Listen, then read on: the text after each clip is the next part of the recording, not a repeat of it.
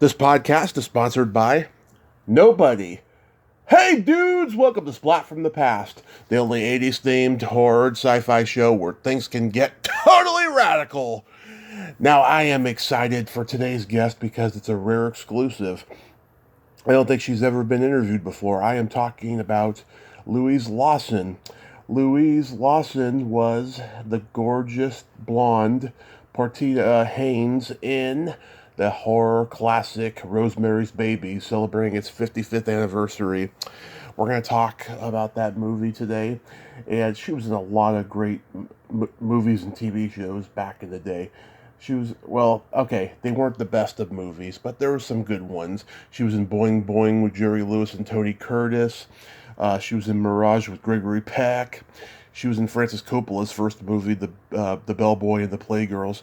And she was in a few episodes of The Wild Wild West, Love American Style, Night Gallery, Ozzie and Harriet. And then she left the business, and now she's doing ADR and stuff. And I want to find out why she left the business. Or did she? Who knows? We don't know what happened. And I'm going to find out. And I cannot wait.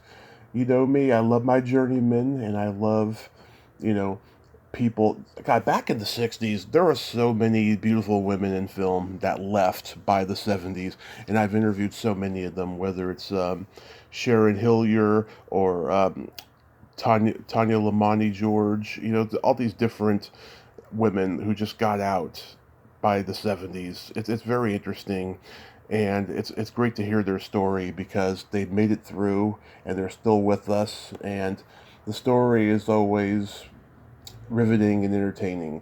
And so I am blessed I get to talk to yet another one of those today. So yeah, here is my interview with Louise Lawson. Hey Louise, welcome to the show. How are you today? Well, thank you, Tommy. I'm great. How are you? I am just spectacular. This is such a great honor. Thank you for taking the time today. I think we'll have some fun. Absolutely. So, going back in time, did you gravitate toward acting early on in your childhood? No. Just the usual stuff that little girls do. You see the movie and you come home and you act it out, and then you sing and play and Right. have fun. That's about it. I actually, at one time, wanted to be like Doris Day. But no, I had no clue of that. I wanted to be a fine artist.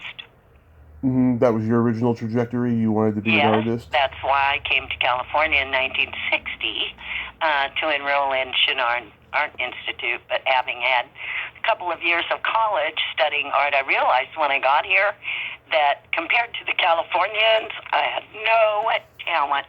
So I dropped out, and I went to work at what was then the Broadway Hollywood, a really wonderful, real department store that's famous at Hollywood and Vine. And I got fired. And I took two other jobs there in that area. And then I met the man that I married. That was the day after my 20th birthday. And I had come out here all by myself. I really didn't know anyone. But anyway, so I met this guy and in May, at the end of May. Actually, precisely May the 26th, and in December the 22nd that year we were married. Nice. He was the one. He was the one who actually wanted me to be in the industry. So, yeah. Wow. So you had never even done a school play or anything like that? Well, yes, I did, but more likely designed the sets and stuff because I was more interested in the artwork. So, yeah. Yeah.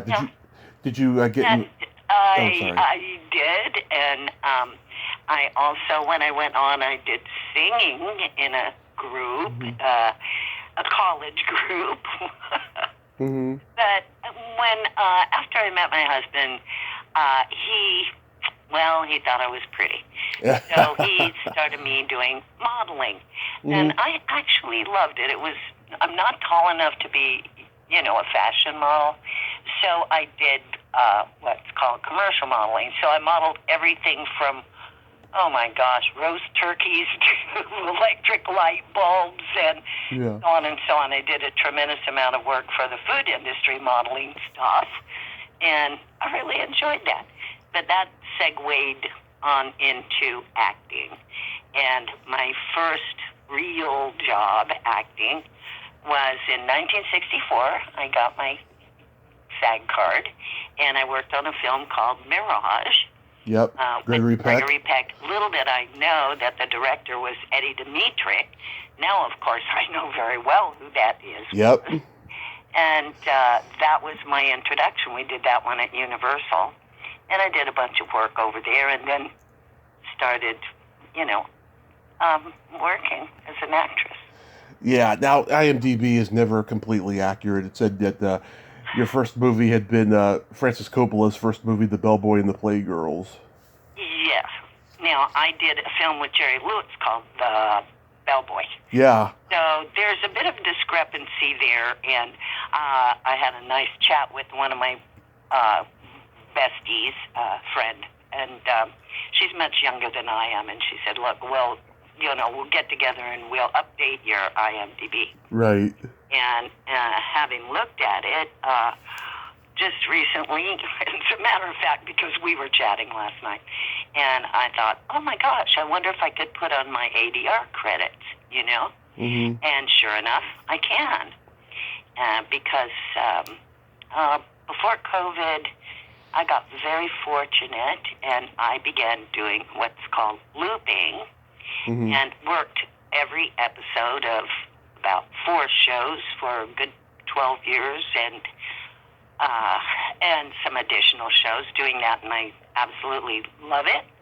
And what happened, of course, was COVID, and at the same time when we were, working remotely doing that, I couldn't because there's construction on all 4 sides of me, and even though I put a sound booth in my house, it wasn't enough. So I was rarely able to do that, but I totally love it, and my coordinators know that I'm available in case they go back in studio. So that's that. And that is, as you know, and maybe other people don't know much about it, I knew nothing about it, we provide all the voices for all the background, and a lot of times we'll have the main character and we'll carry that character through. And it could be scripted, but mainly it's improv, and you work with a group, and it's just so much fun. It's very creative, so I like it. Nice. So, you were also in The Creeping Terror? Actually, yes, and that was before I got my SAG card. Yeah, that was hysterically funny. That was really funny. In that I got swallowed alive by this big rubber monster, and they grabbed me by my wrists and pulled me inside of this rubber monster. Mm-hmm. I don't know. It seems to me that there was a cult following for that film. Yeah. Feature and then features. They changed the title. Someone else bought it and kind of edited it to become something else. Right. That was over in Burbank on Grand Avenue.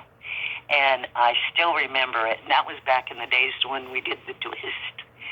So it was, really, yeah. So, yeah, I think that was before SAG, yeah. Yeah, I think I've seen it on Creature Features, one of those really bad movies. Oh, gosh. Yeah. Love to look at that again. My husband was in it. We both were the only people that got paid. Oh, yeah? Nobody got paid. We got paid. And I think we were the only 2 people that probably got $50 each or something. But yeah, and it was shot at the George Spahn Ranch. No. This particular, no. What was that one? Well, not your scene, maybe. No. Yeah, right. Maybe just our scene was done. It was a party scene. And it was in this, the building is still there. I think it's a VFW or something. Mm-hmm. And it's still there, the building where we worked in. Yeah, and it was a party scene, and we did the twist, and my husband got in a big fight on camera. And gosh, I would love to see that thing again. I'm sure it's on YouTube or something. Oh, I never think of YouTube. Thank you. Yeah. So going back to Mirage, I mean, what are your memories of that one? Okay, another cutie story from the past. Oh gosh. Okay, so I had the audition and I got the job. There was a man over there at Universal named Joe Rich, and one of these days I'll look him up because I think he wrote a book. He was a casting guy over there, but they call him. No, he was not a talent scout. That was some other thing. That back in those days they had what they called talent scouts. Right. However, I got that job, and like I said, I had no idea who Eddie Dimitrick was, but I do recall him directing. And my scene, for what it's worth, is one of the don't blinkers, because it was in an elevator. I get in the elevator with Gregory Peck, right? Right. Get in the elevator, and all of a sudden the lights go out, and so it's dark. Completely dark, and you hear me say something like, "Oh, the lights went out," something like that. And so it was what I call a don't blinker. There I am, and there I'm not. Yeah, but I did have the pleasure working there at Universal of meeting a very famous man named Lou Wasserman. Yep. And I do recall, and I did work over there a bit at Universal then, and I do remember one day being there for probably, an audition or interview or something, and Mr. Wasserman came through the lobby, and he said, "Well, hello there, Louise." Well, I blanked. I really didn't know who he was. Right. I did, but I blanked. That happens with me a lot. Always has. So I said, "Oh, how nice to see you. I didn't recognize you. You must have lost weight." I swear, I'm like, "Oh, no, come on." Yeah. He was a very gentle, a lovely man from what I knew of him. Yeah. Yeah. And then Harlow with Carol Baker. That's another story. I worked on that film more than a week. And each day I would go to wardrobe and hair and makeup, of course. That was over at Paramount. And each day, Miss Baker had approval. And so I would parade past her in my wardrobe. And the next thing you know, I'd be back in wardrobe and they'd change my outfit, Bill, because she wanted to wear what I was wearing. Eventually, I was let go. And Nellie Manley, who was in charge over there in the wardrobe and hair and stuff, she said, "Louise, I'm going to tell you right now, the reason that you're not coming back is because Miss Baker thinks you look too much like Jean Harlow." So that was the end of that episode. But I did work there, and I'm trying to remember exactly what, but I don't. That's a backhanded compliment in a way. In a way, yes. Yeah. And, you learn as you go, right? You learn as you go. So. Right. Then you were in Boeing Boeing with Jerry Lewis and Tony Curtis? Yes, and that one I think was about airplanes, and I can't even remember it. I do have blanks on some things. I had worked with Jerry Lewis on Boeing Boeing, but there was another one. It was not Nutty Professor. Oh, I love the Nutty Professor. It's one of my favorite comedies of all time. Sure. I worked on You mentioned the Bellboy before. Bellboy, yes. Yeah. And I can tell you a quick thing with Jerry Lewis. Mm-hmm. And this one was a very embarrassing to me. Okay. It was what they call a cattle call. And I'm sure you know what that is. Yes. Right? Where they bring in a dozen people and you all stand in a row and they look you over and, Yeah. I don't even think they do that anymore. I hope not. No. At any rate, there we were all of us young women, lined up in a line, and Jerry Lewis being Jerry Lewis, who could be extremely kind or the extreme opposite.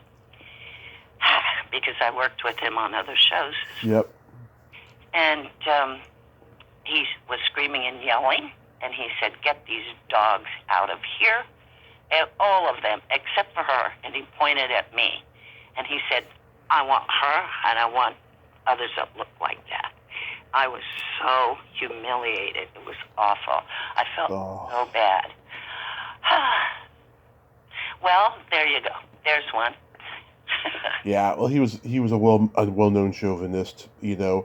Yes, and when I worked with him on his variety program, that was over at NBC, I actually hid around the corner or behind a trailer or something. Mm-hmm. That was on the stage there, because he would be extremely cruel to some of the other performers. Oh, yeah. And the cats. I mean, really awful. And he never did it to me, though. Well, probably because I stayed out of his line of sight, you know. Yeah. So. I know. Yeah. Back in the '90s, he was part of this comedy festival, and he made the statement saying that women aren't funny, right? Well, I've interviewed 3 very funny women who were discovered by him, and they didn't even sleep with him, which is so ironic. You know, maybe he was trying to say women nowadays are not funny. You know, back then in the '90s, you know, but you know, people misconstrued that. Having worked with Phyllis Diller and some others, I can tell you, some women are really funny. Yes. So Jerry Lewis, you know, here's a sidebar. Mm-hmm. That is that for a hot minute, I worked at the Jerry Lewis restaurant, which was on Sunset Strip in Larrabee. It is now a Chase Bank. Right. It was over the top elegant, and it was in competition with Dean Martin, who had his own restaurant further east on Sunset Boulevard. And I never really had to deal with him at the restaurant. But I was the coat check girl and cigarette girl, and I have photos from that and a flyer or a publicity thing. And I actually still have some of the ashtrays that I brought home from that restaurant. But I never really bumped into him at that restaurant. He would come and go, but I didn't bump into him. Others, yes, but not him. Well, one last thing I want to bring up about him on this movie, Boeing Boeing. I heard John Rich say John Rich had a reputation for being tough as nails as a director, and he said that just before a take, Jerry would whip out a pair of scissors and cut Tony Curtis's tie.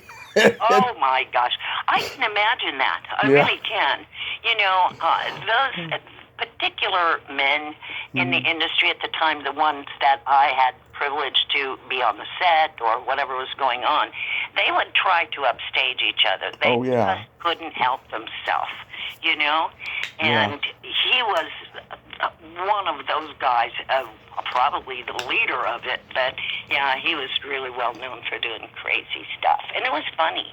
And at the time, I had a little 190 Mercedes, and I was such a brat, but because of my husband anyway. But I sold my beautiful little car to a guy named Bob Harvey, who was, we'll call it a gopher, but that's not a nice term for the job that he had with Jerry Lewis. And he managed to tell me some, you know, anecdotes of having known him very, very well. So, yeah. Yeah, there's a book being written right now, from what I've been told. So we will get the veil unlifted soon. Yes, and you know, I've read so many biographies. I happen to love early Hollywood, and also the architecture connected to early film people. So I'm always, I have books piled to the ceiling of biographies of early film people. And I've read of Jerry Lewis and some of the more modern ones who are now not the modern ones. So, yeah. I'd never seen this movie, The Oscar, with Stephen Boyd. Okay, more stories. That one we shot exterior. It was around a swimming pool. And it was a wonderful California day, and women were young women. We were all in our bathing suits all around the swimming pool, and and I met and became acquainted with some of the other young women that were working on that film. I can barely remember, dialogue. I didn't keep my scripts. I have a few, but I didn't keep those things at the time, contracts and stuff. I just didn't keep them, and I wish now that I had, but I have a lot of still photos. But that one was very nice and just happens to be within walking distance of where I've lived all these years in the same house. Yeah. On the corner. So we shot it out there. Found out many years later that the place itself belonged to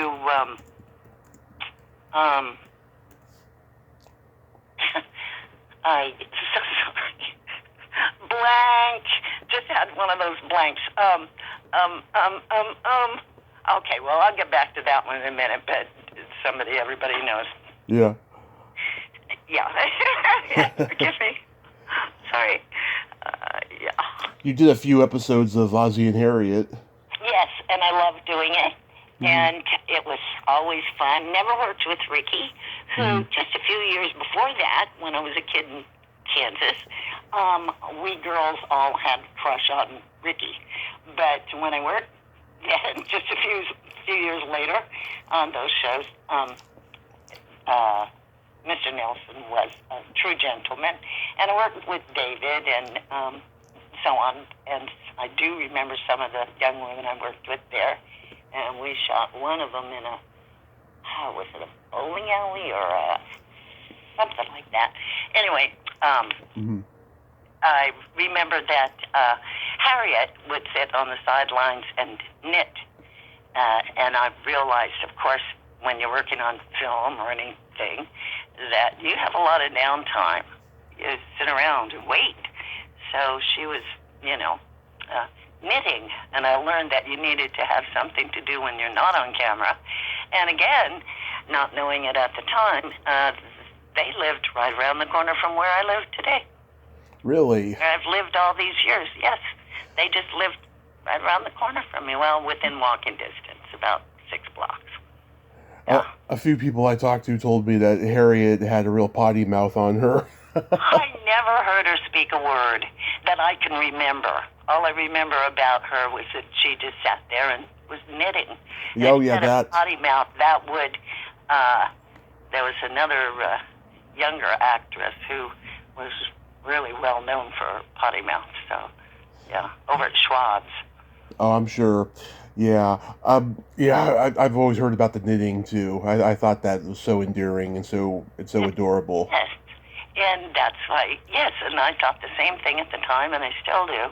And I also learned something. You take something along with you, Take something along just to keep yourself occupied while you're waiting. Yeah.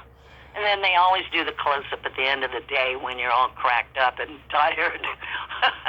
When your makeup is cracked and you're worn out, and that's when they do the close-ups. Thank you. Most people don't remember this Western series, Laredo. Uh-huh. Yeah, what was that like?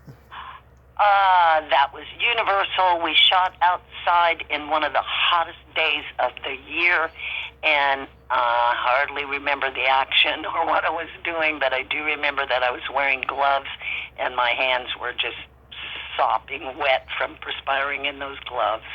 That's about all I remember on that. Oh, no, I can tell you another thing.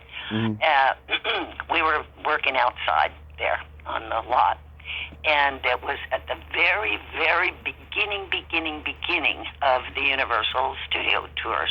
Oh, yeah. And they would take the tourists around in little golf carts, and the tourists would, drive by while we're working. And one of the actors, who I wish I could remember his name, a hefty guy, it's a Western. And this guy screamed out to the tourists, and he's going, "Everybody, look over here. This is Sandra D." And he pointed at me, and all the tourists are going, "Ooh, ah." Oh, wow. Yeah. What, was he trying to teach you a lesson or something? I think he was just having fun. Oh. He was just having fun. Do you remember if you worked with Barbara Luna? remember the name, and I believe so, but I really don't recall the incidents on that. Yeah, I've had her on the show. Great lady. She books for autograph shows. A lot of her contemporaries and peers that are still with us from classic television and movies at the Hollywood show in Burbank. Oh. And stuff. Yeah. Right. If my memory serves me, she was known as being very beautiful. Is that right? She still is. She still is gorgeous in her 80s. Yay. Yeah. Yay. Oh, the legendary Fritz Feld was in that episode as well. Who is that? Fritz Feld, he was an old comedian. He was always he would always smack his lip with his palm. I vaguely recall that, yeah. He must have been on a lot of the variety shows then. Oh, yeah. And he worked with Jerry Lewis in a couple things, too. I bet, yeah. Yeah, you see, those variety shows, they don't show up mainly on the IMDb, but I think we can list them now. Yeah. I'm not sure, because I worked a lot on the Bob Hope specials. Yeah. And I was the original Mighty Carson art player on The Tonight Show. I didn't know that. Wow. And what happened then, because, those bits were vaudeville bits. Mm-hmm. And so, I was the dumb blonde, which is kind of still true. But they then, I'll try and think of her name, and I'll also try and remember the name. Carol Wayne? Yes. Yeah. And she was perfect. I did not resent it. I never resented much of anything. But I did not resent her taking my place because she was so perfect for that vaudeville type of stuff. Yeah. But I did several on the Tonight Shows. Yeah. Uh-huh. Wow. Yeah. There was a Johnny Carson podcast that was on for like 8 years until last year, and I interviewed the host of it. God, he interviewed everybody in show business who had ever been on Johnny Carson, and it's still up there. And I still listen to episodes that I haven't caught up on and stuff. Yeah, it was just amazing. Just the way he ran the Tonight Show for 30 years. He ran it pretty much like the mob ran the clubs that he came up in, pretty much. Sure of that, yes. In that and I can. He had saying in whoever came on the show and all of that stuff. I think NBC got tired of it after a while. That's why they were so anxious to get rid of him. Oh, well, I can remark that he and Doc and Ed, all the guys, the woman was named Kate Drain Lawson was the casting on that one, I think, and she was delightful, and all those guys were gentlemen with me, always. Always professional and always gentlemen. So I did love working on those. Yeah, I have some stills. Johnny, he was a guy, though, he was very aloof and very shy. And he definitely was. Yeah. And, he would, because that was a lot of pressure to do those shows. And there's really a lot of pressure. Oh, yeah. And he would step aside and kind of go into his own head, his own mind. He would just sort of keep himself a bit. But it takes a lot of reserve when you're going to be doing a show like that night after night or day after day after day, Bob Hope was, to me, I did a lot of his specials, and I truly loved it. And he was, I guess I could say he was my hero. Years later, I read books about him and things that I had no knowledge of at the time. If those things are true, I don't care, because he gave me, he was known for being Ski Nose. That was his nickname. Yeah. Just because of his nose.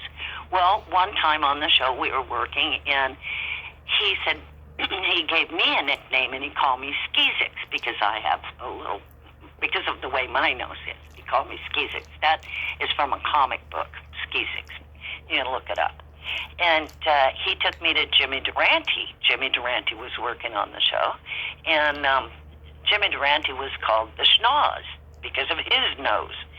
Well, he introduced me, and he said, "Hey, Schnoz, I want you to meet Skeezix." Right? Mm-hmm.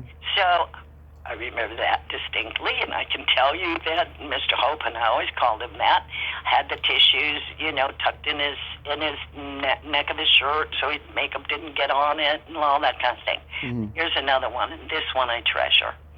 I was so very shy, and I still kind of am, but, but I was born to talk. So at any rate, I would take my little package lunch in a little paper bag.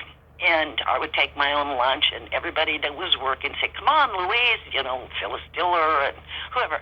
"Come on, Louise, we're going to go over across the street here and have lunch." I think that restaurant's still there. I'm not sure. And it was very different, the approach to NBC in those days. And I would sit kind of on the curb by myself and have my little paper bag lunch. And here comes Mr. Hope. And he says, "Hey, Skizix, what you doing? You having a picnic?" I said, "Yes." And he said, "May I join you?" I said, "Yes." And he sat down on the curb with me, and we shared my sandwiches. That was the day. Those were the times, and it was great fun. It was great fun. I worked Dance with Donald O'Connor on one of those shows, and I flew as a flying nun on one of the shows, and so on. Yeah. Oh, and I don't think they put Laugh In on my IMDb. But no. Oh, I want to hear laughing stories if you got them. Okay. Let me see. Okay. See, I'm probably having the names today. Mm-hmm. One is a very famous comedian. She's working today. She works a lot with Jane Fonda. Lily Tomlin. Thank you. Yeah. Okay, I was working on a show with Lily Tomlin, and Lily Tomlin had some sort of a wrap that she was wearing, and keep you warm type thing.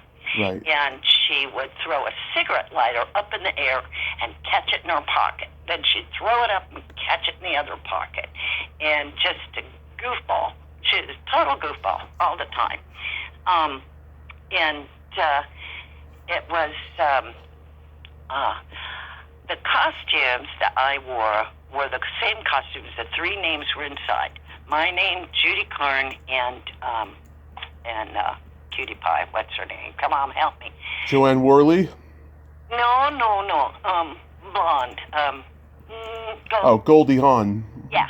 So we all had the same size costumes, and our names were inside, all sewn in, that, we could each wear those particular costumes. Yeah.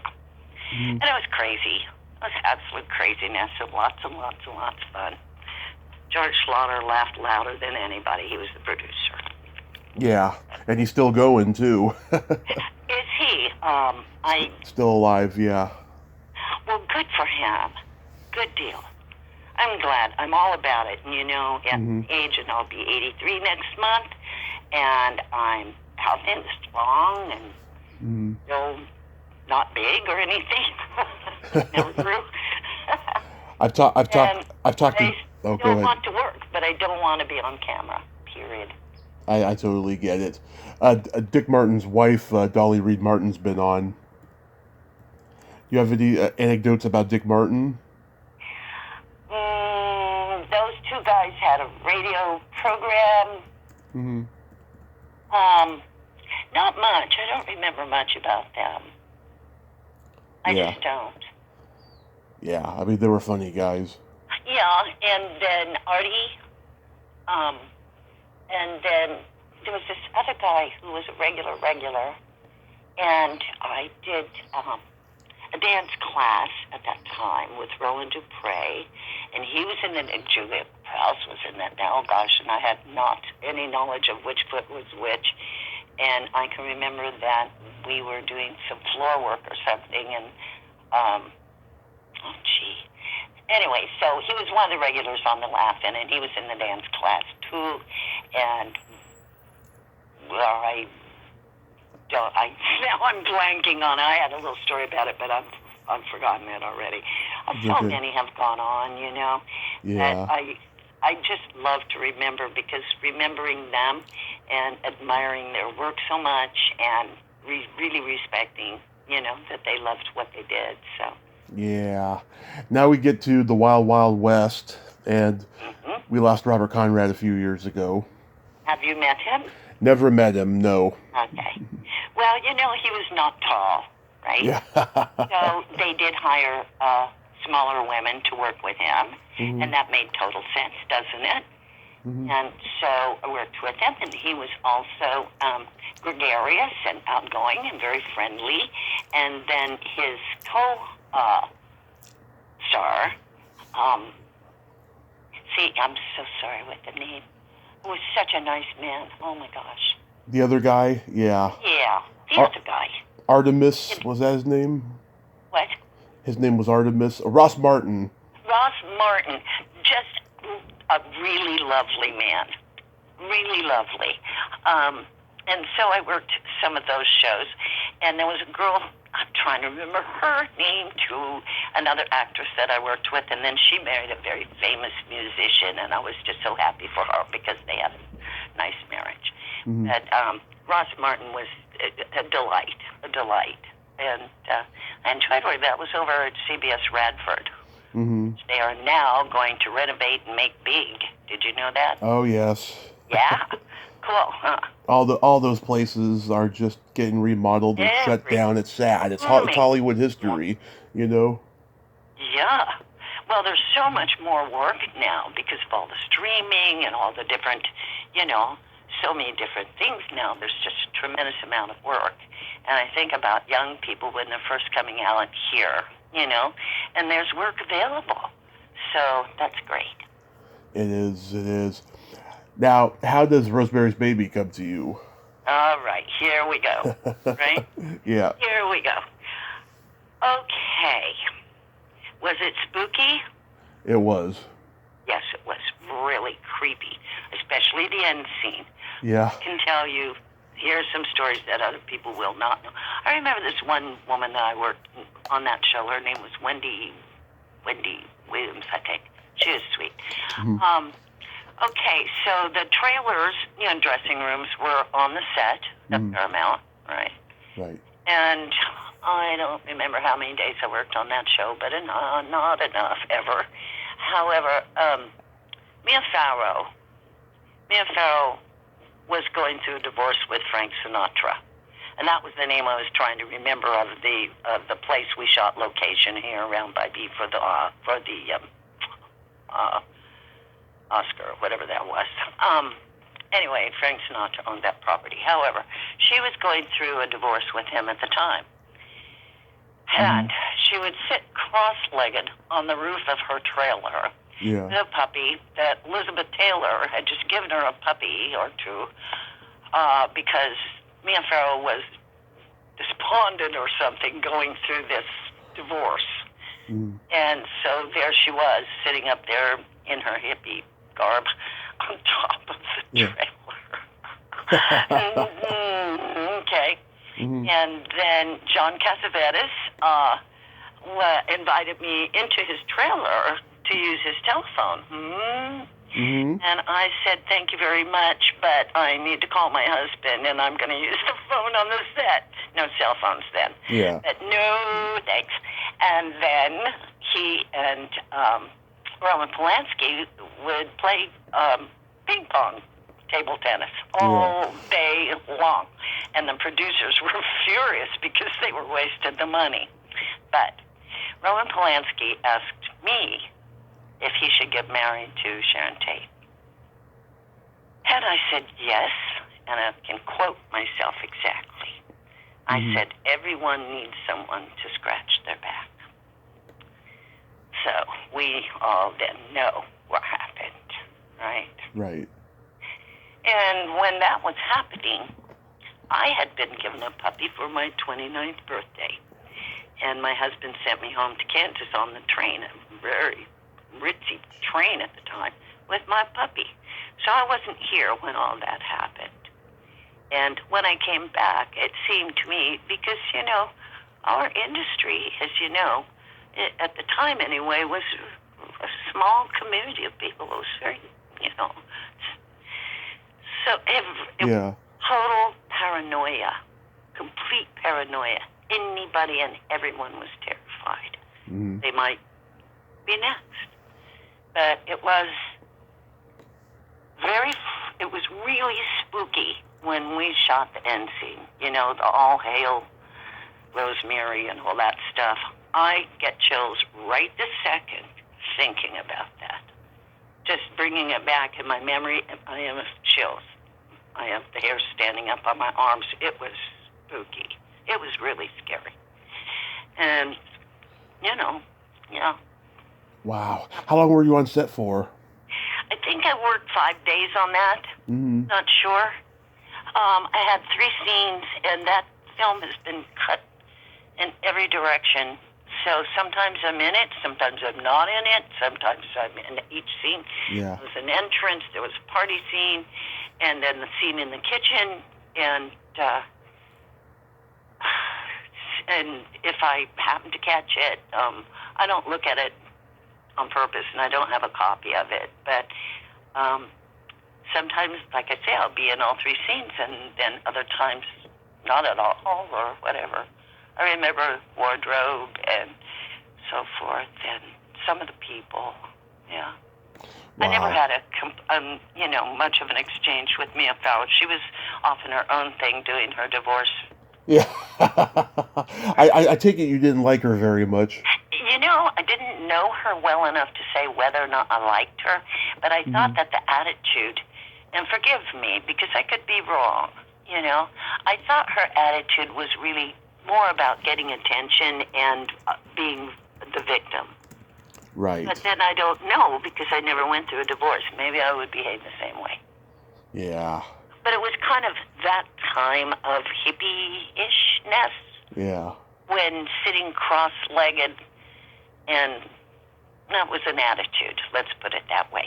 Right. But I didn't know her well enough to like or dislike her. You know, I would get the job and go do the job and be there on time and try not to get in anybody's way and then hurry home and tell my husband about everything, you know? Mm-hmm.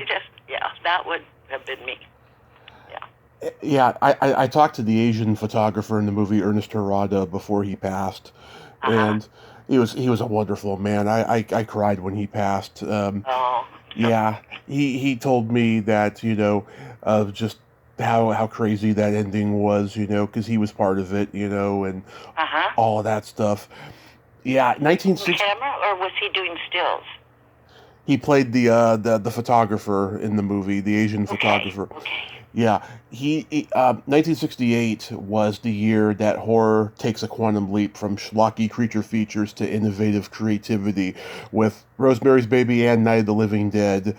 Yet, for 40 years, horror was considered the bastard stepchild of the film business, and now it's accepted by everybody, and just about all actors will do horror films. True. Because it's cool now, yeah. Absolutely true. And you're familiar with Halloween and... Of course. You know, those shows. The tourist bus, again, this is just within walking distance of where I live. And the tourist bus go up and down Orange Grove, where those things were shot. And, you know, the tourists are gaga about that genre of film now. They do love it. And my neighbor's grandson... my neighbor and I have been close all these years. She's 93 now. Anyway, her grandson does horror films, and I'm in one of them. Nice. No lines, or maybe one line, I don't know. I just did it as a lark for him, you know.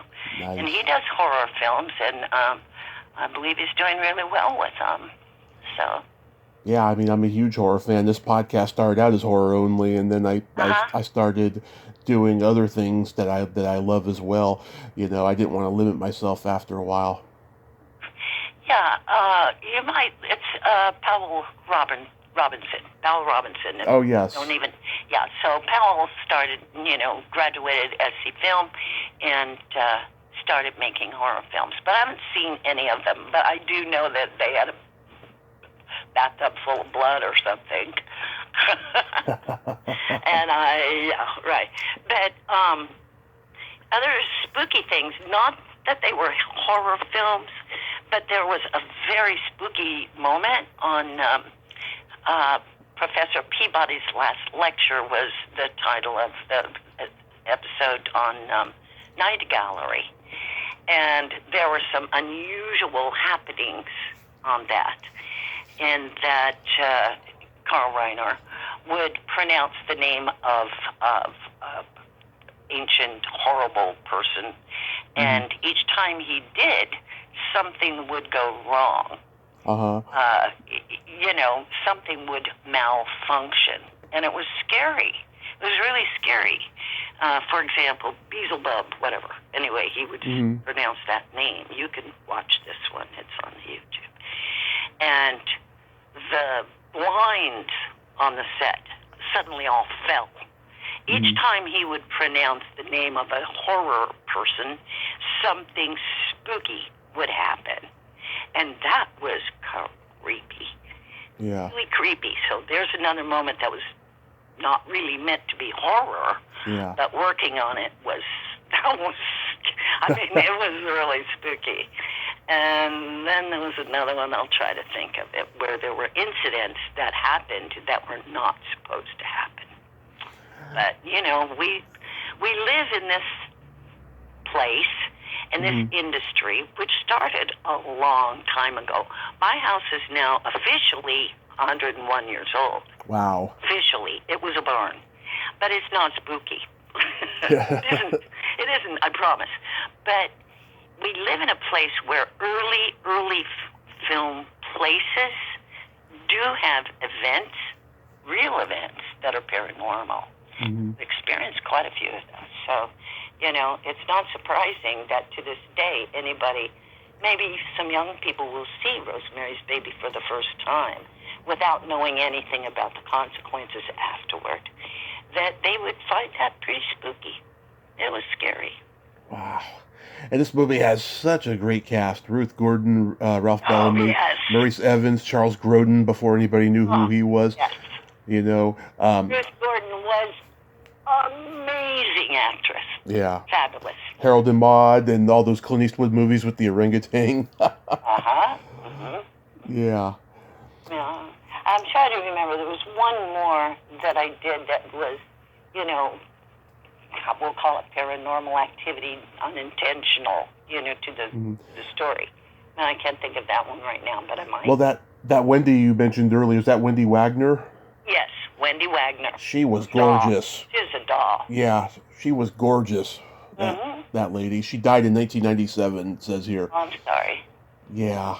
Sorry, we've missed so many, and I'm just shocked to hear, who's no longer with us.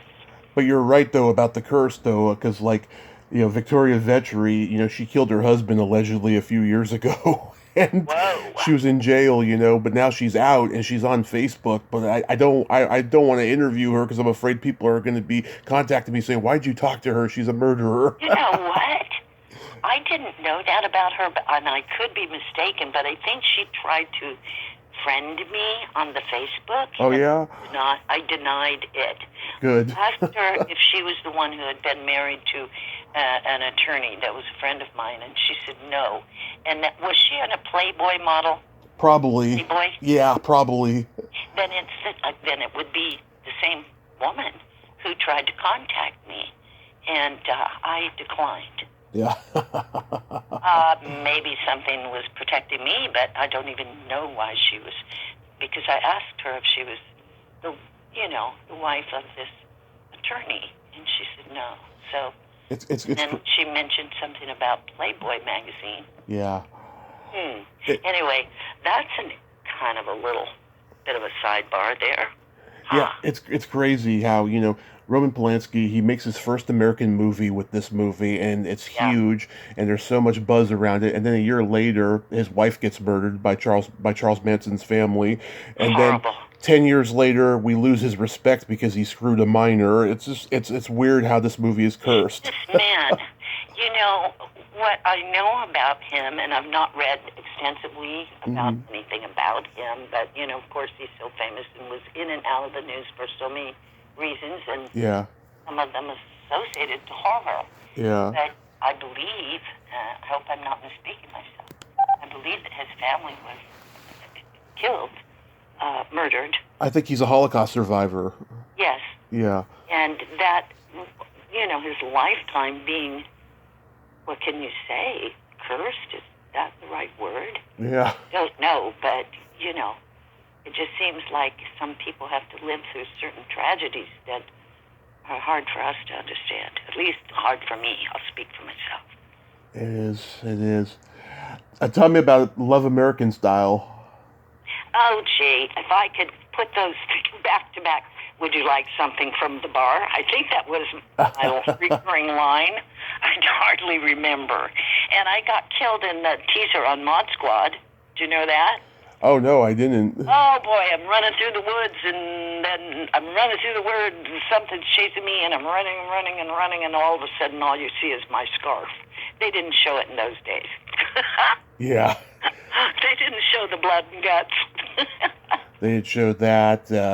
You had to cover up your belly button in those days. Oh, gosh. Yeah. And Barbara Eden, by the way, speaking of famous belly buttons, right? Mm-hmm. Yeah. That woman today looks gorgeous. Yeah. I don't know if you've seen any photos of her lately, but compared to her, contemporaries, she looks beautiful. Yeah. She's timeless beauty. Uh-huh. Yeah. Compared to the ones that are not all plasticized. And I'm okay with that, too. That's all right. No judgment there. Right? Do you remember anything about Diane McBain on this episode? No, I don't. I do remember this, that my husband made friends with, she and her husband, Martin Landau. Martin Landau, and yeah. He made friends with them when they first came out here from New York, and he made friends with them. And we had, my husband and I had lunch with them. That's all I remember about them, except many, many, many years later at a counter having a lunch that he sat at the same counter. But with her, I don't remember anything really. I almost interviewed her in 2020, but she was being kind of a diva, so I was just like, I don't need this. And then, ironically, a year later, her assistant, who I was trying to set the interview up with, he was being a diva on her behalf. I ended up interviewing him because he wrote a book about Sal Mineo. Oh my God! Because I wanted to do a Sal Mineo tribute, and I found this guy. I didn't even realize it was him. He probably didn't even realize it was me and stuff. Right. So, yeah, it was pretty crazy. You read the book, obviously. I didn't read the book, but I'm a Sal Mineo fan, so I wanted to just do a tribute. Absolutely. Absolutely. And there again, in the area where I live, Sal had his apartment over there. And it was so tragic, his ending, Mm-hmm. Tragic. And that film that they made was a huge impact. I graduated high school in 1958, and we had our red jackets all modeled on the jacket that James Dean wore in In Rebel Without a Cause. Thank you, darling. The red jacket, yeah. And, that was such a huge impression on those of us that graduated, that were in high school in those years. And then coming out here, at the very beginning of 1960 and where I landed, I could see the observatory. It was strange. And then what we know about the performers in that film, but with Sal, he was in other films too, and he was just a wonderful actor. And gosh, I think maybe I'll make a little note to read that biography of him. Yeah, I'll get around to it. There's so many people who want me to read their books, and I just haven't gotten around to it. I have people I interview send me books all the time. I've only read maybe 2 of them out of like 15 or something, but I'll get around to it. Yes, you don't.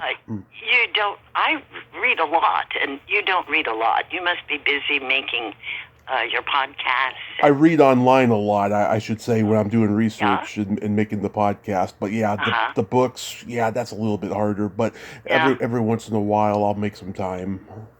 Well, I would think that you're doing research, on all these things that you do would bring plenty of information that, someday when you get around to it, maybe you'll read biographies. But right now you're getting information the other way.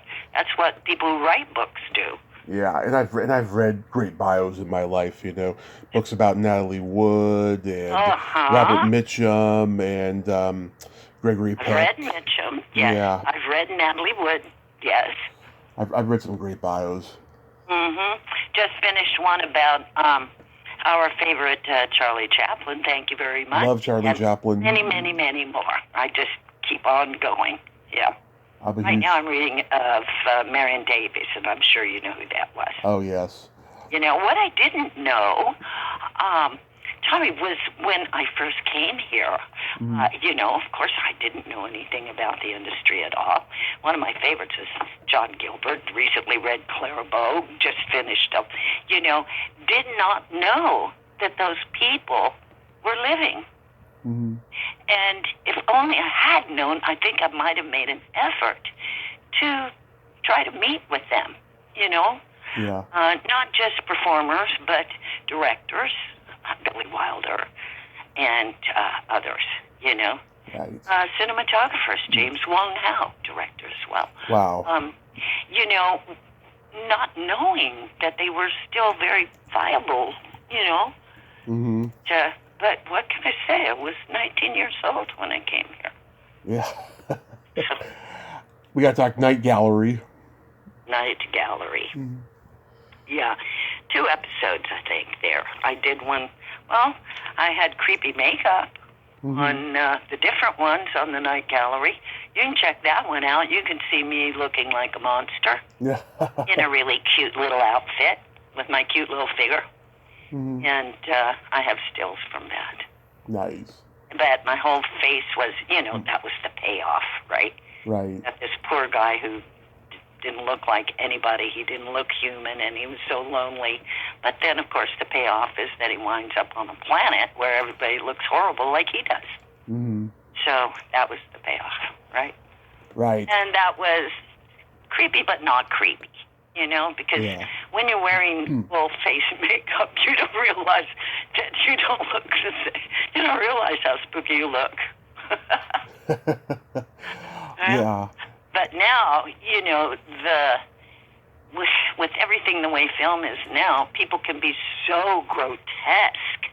And I know 2 people who do special effect makeup, and they can make a person look horrible. Just scary looking. Oh, yeah. With all kinds of things, which, back in the day. Lon Chaney. Yeah. If you get a chance, look at that film with Lon Chaney doing Dr. Jekyll and Mr. Hyde. Oh, yeah. Because the makeup, and that was so long ago, but it's scary. And the character that he portrays, I think, is as good or better than anyone today doing a horror film. It was his acting. But if you haven't seen that one would be, I think, worth your while. Oh, I saw it a long time ago. I do need to go back and revisit it, though. But Lon Chaney... blown away. Lon Chaney Jr., though, that man was tortured. He had a real drinking problem, that guy. Too bad. Yeah. I've talked to people who worked with him on his last movie, Spider Baby, in 1967. Yeah. Spider Baby. See, I don't know some of those films, and they sound like a load of fun. Spider Baby is a weird, trippy, psychedelic horror movie from 1967. The female lead, Beverly Washburn, is a friend of mine, and I recognize her name. She was a child actress. She was the little sister in Old Yeller. She's got great memories of being on that set. Yay! It was it was a movie that fell into the public domain for many years, and there was a lot of legal issues surrounding the movie. And then Quentin Tarantino fixed all of that, and now it's gotten released on Blu-ray and everything. Good. Good. I'm happy to hear that. And she's doing well? Oh yes, she's she takes the occasional acting job, but she does a lot of signing shows all over the world, and she lives in Vegas. Okay. Would you mind, or would she mind telling me her age range? She's going to be 80 this year. Good for her. She can have a party. COVID's over with. Yeah. When I turned 80, I was planning a party, and then I couldn't have one when I was 80. So I'll wait till I'm 85, then I'll have a party. Okay. Good for her. Happy birthday, Beverly. Do you remember anything about Carl Reiner? Yes. Mm-hmm. This was an occasion when I saw generosity from an actor. Working with Carl Reiner, we were students, I and the others that I was working with on that show. We were students, supposedly, and he was Dr. Peabody, and as I said, he would pronounce the name of Beelzebub or horrible, horrible things, and some scary stuff would happen. It really did. But he did something so generous.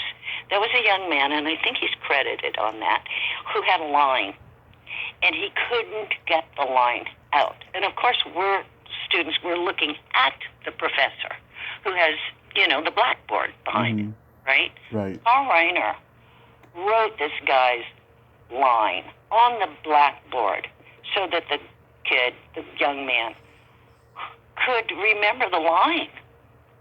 So he did that so that this young guy could remember the line he was supposed to say.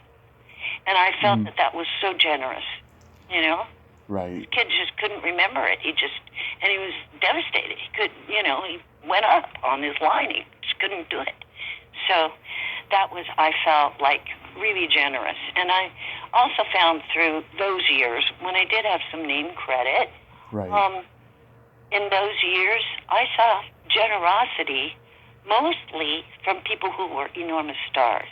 Mm-hmm. Some of the ones who are not, some of the ones who were just beginning, had what you were talking about earlier, that diva attitude. Yeah. It's ridiculous. Come on. It is. I mean, I don't tolerate that. Forget it. And I just can't believe it. Some of the ones that I worked with, the biggest stars at the time, none of them had that. They didn't have it. Yeah. There was one who was crabby with me, and I won't tell her. Okay. She was a big star back in the 40s and maybe even into the 50s, mainly a dancer. And it was about Hope Special. And we had to share a dressing room. And she went bonkers because she had to share a dressing room. And she was not very nice. And guess what? Then they put me in with Connie Stevens, and we had a great time sharing a dressing room. Oh, love it. But that one I do remember, and she was not very nice. That, maybe she was hormonal. I'll give her a yeah. That was good. I like that. I give her a pass. All right. Well, I don't know what her problem was that day, but she was not having me in her dressing room. Did you spend any time with Rod Serling? No. Nah. No. I talked to his daughter a few years ago. It's not easy being Rod Serling's daughter. You could tell how much PTSD she has.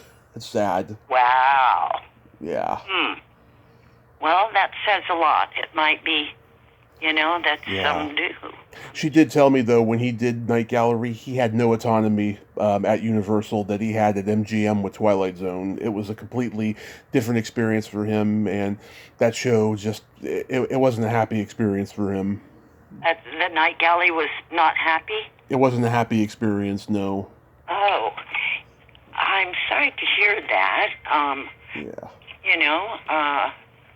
If there was that kind of stuff going on, I was totally unaware of it. I just would get the job, go do the job, and come home and tell my husband all about it, and then you get a paycheck. And that was, try to do your best, and But no, I did not know about that at all. Yeah, And then famous producer of Mod Squad, who went on to many, many more. Aaron Spelling. Pardon me? Aaron Spelling. Yes. Yeah. Another gentleman. I was really, really fortunate, as a young woman in the industry then. And maybe it was because I was married and not interested in pursuing any kind of off-screen relationships of any kind. Yeah. But I was very fortunate because almost everyone that I met, male and female both, my age but especially older, who were big stars, they were all gracious. Yeah. Truth. All gracious. Yes, I did have some funny little casting things, which now I laugh about. And I can quickly tell you one. Okay. And that is very quickly, and I have forgotten the man's name. Okay. This is when they first built the Universal Tower building, and I had an audition, and I arrived on time, as usual, and I was handed a script by the secretary who sat in the outer office, handed a script, and I went into this person, the gentleman, I should not use that term, but into his office, and he greeted me, and he said, have a seat, and here's your script, and, we'll look at this together. I want you to study the scene. He said, now I'm going to leave the office for a minute, and there's the sofa. He said, this is a bathtub scene, and when I come back in, I want you to be naked on the sofa. Oh. So we'll have real. So he left. He went out and shut the door. And I told his secretary, no. I picked up the phone on his desk. I called my agent, and I said to my agent, call this man's secretary immediately. I'll tell you afterward. Just call her right now and tell her that I have an emergency and I have to leave this second. I heard the phone ring out there. Secretary opened the door, and she said, Miss Lawson, you have an emergency and you have to leave. And that's what happened. Wow. Awful. You have to learn how to walk backwards real quick. I don't want women to get naked unwillingly. I want them to get naked. I want them to get naked willingly. Yeah. I mean, for pity's sakes, you would think that someone in an executive position would have a bit of a brain, Yeah, but that's awful. No. But there were very few of those kinds of things. I think there were two other situations where nobody put their hands. I did have, the man who, was called out recently. Yes. And probably not the one you're thinking of. Yeah, I get it. There's so many people being called out. The one with the wine, okay? Oh, yes. All right. Yes. So he had an office in Beverly Hills. And I remember where it was because this is pretty much where I grew up as all my adult years. And I had an interview or audition, mainly interview because I had not been sent a script. I had an interview with him. And I went into... again, his secretary took me into his office, and his office was, there were windows and a door all along his office leading to a parking area. Mm-hmm. And this man, asked me the usual, right? The usual. In those days, we carried a book. We didn't have, whatever. Anyway, we carried a book with stills and with our resume and all that. Right. So he opens it and he's looking at it and all that business, and he says he's getting ready to produce a TV show and so on and so on, and he pours an enormous glass of red wine. And I don't drink. And I for sure is not going to drink a big glass of red wine at lunch or in the morning. What? So I kind of just didn't drink it, but he kept getting angry, and he got angrier. He got more and more angry. I'm sorry, my dog is a squirrel. So he became so angry that it was scary, and he was practically yelling and saying, drink the wine, it's really expensive, and so on. Well, I didn't. I did not. Good for you. Good for you. Not. And I realized after the fact that along with some other women that I probably would have been carted right out that back door into a car. Mm-hmm. Yeah, it's so you know who I'm talking about. Yeah, and it could have been much worse than that, you know. I mean, it got based on the stories that we've heard in the last few years, it's gotten way beyond that with certain people, you know. It's awful. Well, as we know, he was convicted, and I don't know what's going on with him now, but of course, at the time I told my husband, of course, and I don't even know if I told my agent. You know, the other story about the guy in the tower at Universal, when I did tell my agent, he informed my union, he informed SAG, and he said he would never, ever, ever send another person to an interview with this guy over in Universal. Good. This was a different story, you know. This is a different story, and I really didn't even, you know, all I knew is why it was really scary.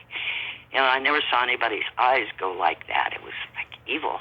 Yeah. And I never really thought about it much until it all started coming out again, and I went, oh, I'm so glad I didn't drink that wine. Yes, I wish I could hug you right now. That's just so Thank you. So horrible. Yeah. So you know, like I said, it's all in a life, all of our experiences. I think every single person has a story. Everybody. Mm-hmm. And when I look back at mine, I think, gosh, that's kind of interesting. You know? Yeah, to me, anyway, I lived it, and I'm really happy that, I mean, yes, I have the occasional blanks on a name especially, and yet I do have really, really great memories from working in those days, yeah. And I have great memories from working recently, too, doing ADR. Love it. Yeah, so, like, is there anything else on IMDb that maybe not be there that we haven't covered? I've started to go over that to see if there's anything in particular. I do know now that I can add the ADR because I looked up some of my coworkers and they do, you know. So, well, I could do that because, you know, I like a lot and have got great credits on it. I don't know. I Love You, Alice B. Tokeless. I told you that was all the hippie days with everybody smoking pot. No, I never did. I don't like it. It smells like rotten alfalfa. Yeah. Didn't do it. I love that. And so Alice B. Tokeless, I am still, I had a speaking part on that film. I had a nice part, but when I got there, somebody told me they changed my part because they gave my part to somebody's girlfriend, and so all I did was walk down the street, but evidently it was memorable, and anyway. But yeah, that was kind of cuckoo sort of show, and nothing about it was, you know, gruesome. But what Not made gruesome. But what made you leave the industry altogether? I turned 30. Mm-hmm. When I turned 32 years old, I was searching for a different agent, and I was told I was too old. And I kind of became disappointed because it just seemed to be true. And I always looked 10 years younger. It was the reason I could work in my 20s when they were hiring teenagers. Mm-hmm. So, you know, because I'm not very big and, you know, had a sweet face. And, so there I was at 30 and 33 years old, and nothing was going on because I was too old. It's not the case now, is it? And don't I wish that I had hammered harder at that time, but you can't go back and change it. Yeah. You know, there were other things then. And a little later on, I went on and went back after my husband came ill. I did not work during his time he was sick, and after he passed away, then I went back and started doing commercials, and then there was a big writer's strike, and there was no work. Oh, one of the writer's strikes, huh? Yeah.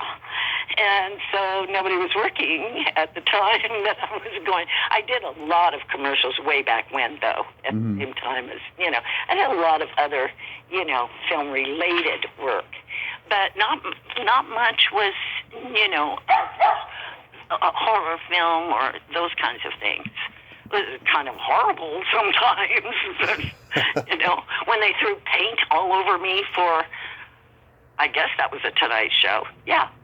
And they threw paint all over me, and I was in a bathing suit, and then they rolled me on a canvas or something like that. And that was kind of horrible. But they had to buy me new shoes because my shoes were full of paint. Yeah. And then I was at the market the day after or somewhere, and this guy came up to me and he said, "Oh, were you on the Tonight Show last night?" And I was feeling all good about that. And I said, "Well, yes, I was." And he looked at me and he said, "You know, some people will do anything for money." Oh. I just went, oh boy, curdled. That's awful. Cut me down to size, didn't it? Yeah. Yeah, and then another time I was in the market, and this guy came up. "Oh, I saw you in this film." And I said, "No, that was not me." Oh, my God. Yeah, and I don't know what I did. You know, of course, even though, you know, I did never have star stature. No, I did leads in pilots that didn't sell. Oh, I was wow. Daisy May and Lil Abner, and that was Max Baird Jr., and then Al Cap, who was the originator, pulled out of the deal. That was at Paramount.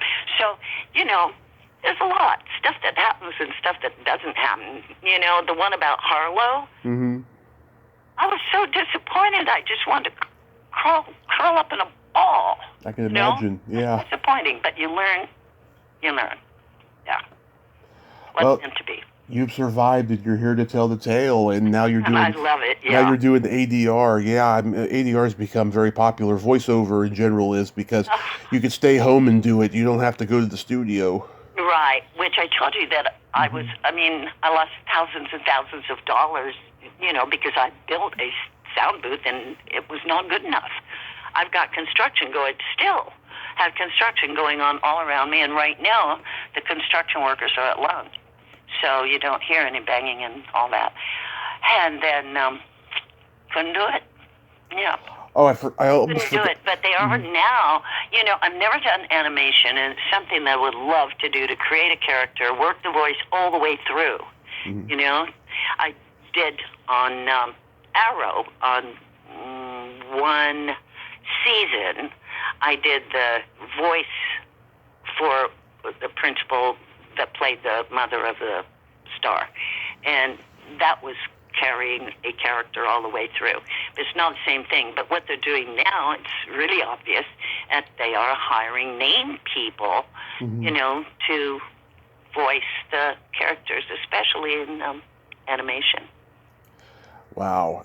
Yeah. Voiceover is huge now. It really is. I love it. And, you know, I would honestly, like I say, I would prefer to do the looping, the voice work, prefer that over being on camera. And it's not because I don't want to put my, you know, face on camera or anything. It's because I really love it. It's, to me, it's so creative. Love it. Yeah. I forgot to ask you before, so how did you meet Kate McGregor-Stewart? It's through, we have a mutual friend, and that is Charlotte Schomburg, if you know her. She and her husband were producing. They lived here at the time. And I didn't know. Met them, you know, mutual friends. Well, they have moved back to Maui, where she grew up. But that's how I met Kate. Yeah, Kate's been on twice. You know, I grew up seeing her in, like, Scrooged and the Abbs Family movie and all this funny stuff where she's just hilariously funny. She's a vivacious lady. Yeah. And colorful. How's that? Oh, yes, colorful. Colorful. Yeah. She shares a body sense of humor that I have as well. She does. It's true. I can remember some of the things she came up with. Yeah, we played this thing called My Secret Silly Game, and one of the questions is there a stinky smell that just makes you gag? And I told her what mine was. I said farts and feet, and she said to me, that should be the name of your memoir, Farts and Feet. And I said to her, you know what? I think I'll use that as a blurb on the back of the book, but not the actual title. I love it. Please let me know. I want, first edition. Yeah. Oh my God. I need to get back to writing it. I just been so busy. Uh-huh. I took a break like after 6 months back in like May or June of 21. I need to get back to it. But Well, you definitely, will. When you're an artist. You feel the inspiration, you'll get back to it, right? yes. Now, I ask you a question. Go ahead. All right. Like to know where you live. Currently, General idea. I live in Redding, California, but Okay. Uh-huh. I'm born and raised in San Francisco, Uh-huh. Yeah. and And you're so fully recovered from your terrible accident, correct? well, I'll never be fully recovered because Uh-huh. I got so much metal in my leg from breaking it in 7 places, and I've had a heart attack, Ouch. Left you and know, right. and I'm losing weight because I have diabetes now, Oh, and golly. I got health issues for sure, but like I mean, I'm good. All I do Yeah. is walk with a cane and stuff. Do you? Yeah. Well, we can share stories in that line. I have a titanium spring in my back, Hmm. and I have a 7-inch rod and 2 screws in my left leg. That's kind of sexy. I have a cane by the door, but I threw those things away when I got home. You're a bionic woman. No canes, thank you very much. I had a second surgery on my left leg in late November, and I am now pain free for the most part. Oh, you're a bionic woman, though. I definitely am, but I've got a few screws that need to be replaced in my brain, I think. They say I have a screw loose. Well, maybe more than one. But so I wish you perfect health. Thank you so much. And I encourage you to keep up everything that you're doing because people benefit as a result. So, Thank you so much. And you should write a book as well. oh boy. Oh boy, I've been told that. When it comes to that kind of thing, I would have to, I don't know, because I don't remember things until I start talking about them. I go on about my day, and yeah, I've done that, but I don't even think about it, Yeah. unless something brings it back. So, this is why I encourage you, and thank you very much for inviting me to talk to you.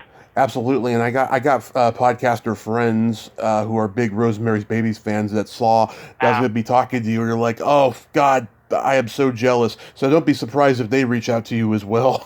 Well, I'm exclusive. I'm exclusive. Yeah. So it was a very, very interesting time. Oh, It thank really you. was. It was a very interesting time. The world was in turmoil at that time. I don't know your age range. You definitely know mine. I'll be 40 in June. Well, happy birthday. What day? June 6th. Oh, goody. You're another Gemini. Woo, woo. Yes. Yay.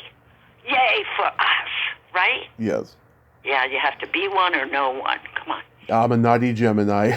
Yes, you are. You're a June Gemini. Simple. Ha. But I do wish you a happy birthday. Thank you. And many, many more of them. So, And I wish you a happy birthday, or early Thank birthday you. as well. We'll have a party another couple of years. A couple of years. But enjoy Reading out there where the air is rare. I'm hopefully going to be moving soon. Don't know where yet, but it's on the horizon.